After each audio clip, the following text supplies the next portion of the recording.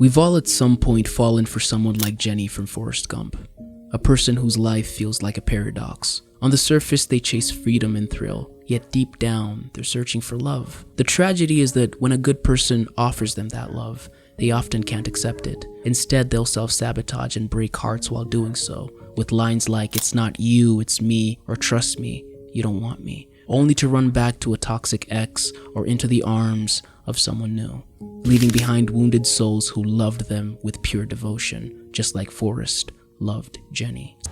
I love you. So we demonize them, just as audiences have demonized Jenny for decades. But here's the question we rarely ask.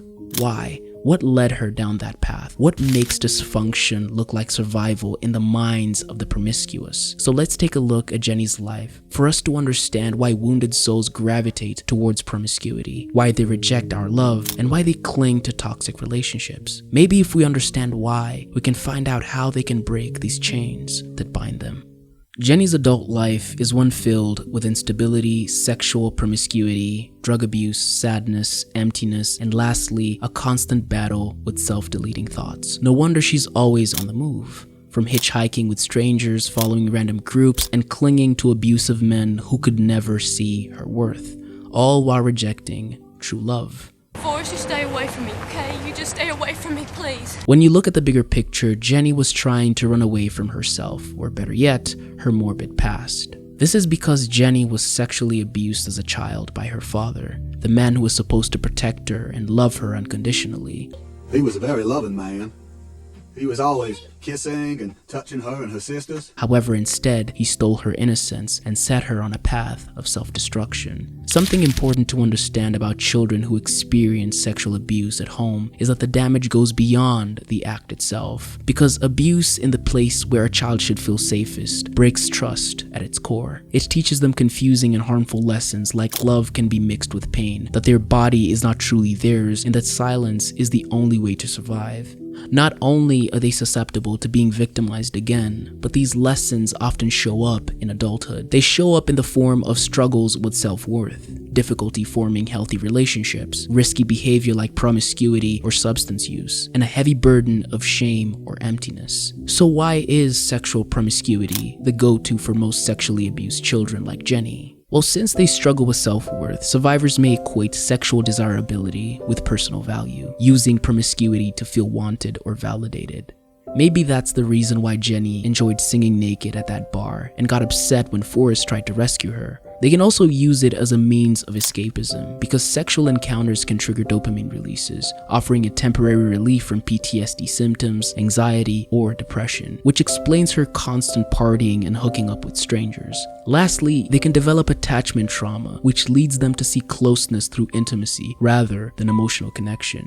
That explains why Jenny always rejected Forrest's emotional connection and opted to run away from him, like the time he found her in Memphis. Forrest, you stay away from me, okay? You just stay away from me, please. More on this later. Now, to answer the question why most survivors of child sexual abuse or those struggling with promiscuity are often attracted to toxic or violent people, well, it could be because survivors may gravitate towards partners who resemble their abusers, hoping to finally gain control or validation, but the cycle repeats instead. They'll even go as far as to tolerate being abused or even defend their abusers, the same way Jenny defended her boyfriend Wesley, who physically assaulted her in DC.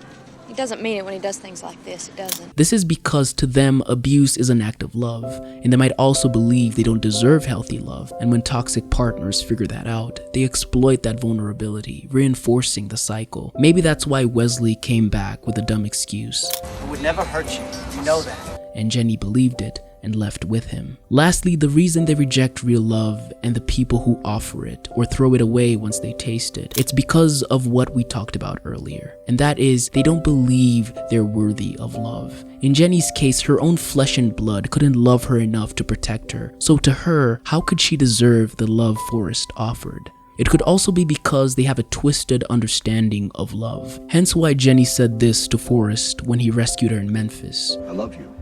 Forrest, you don't know what love is. Because unconditional care was such an unfathomable concept to her. To her, love should be painful and dirty.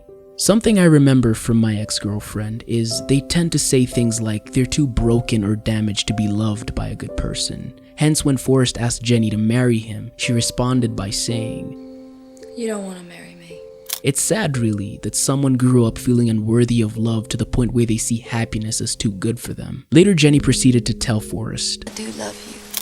and then she proceeded to sleep with him, bringing us back full circle to what we said earlier, that promiscuous people think that the only way to show love is through intimacy. I believe this was the only way Jenny knew how to show Forrest she loved him, because after that, she ran away. The reason sometimes traumatized people leave healthy relationships is because most of them get bored of the peace, because their nervous system is conditioned to chaos, giving them a thrill. Hence the "it's not you, it's me." Jenny's life ended too soon, cut short by a virus she likely contracted through her fast-paced lifestyle. She never grew old with Forrest or watched her son grow. But your story doesn't have to end like Jenny's. If you see yourself in her, maybe you were abused as a child, exposed to sexual content too early, or grew up in trauma and abandonment that left you wrestling with promiscuity, know this: there is hope. You can break the cycle. Seek help. Therapy can give you the tools to heal. Many churches, school, and community centers offer free counseling. Support groups can surround you with people who understand your pain. Journaling, mentorship, and trusted friendships can help you unpack what you've carried for years. And above all, pray. Because no matter how broken you feel, God's love is constant. Scriptures remind us every single day from 2 Corinthians 5:17, "Therefore, if anyone is in Christ, the new creation has come. The old is gone and the new is here." To Psalm 147 verse 3, "He heals the brokenhearted and binds up their wounds." And because now you understand why you make the choices you do, you can finally take control over your life and strive to live a happy, healthy, prosperous life filled with love and peace that surpasses all human understanding.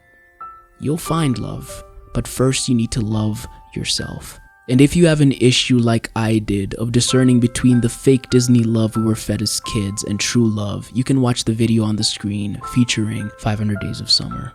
Thanks so much for watching. Don't forget to like, comment, and subscribe, and always remember that you're worth it. Peace out.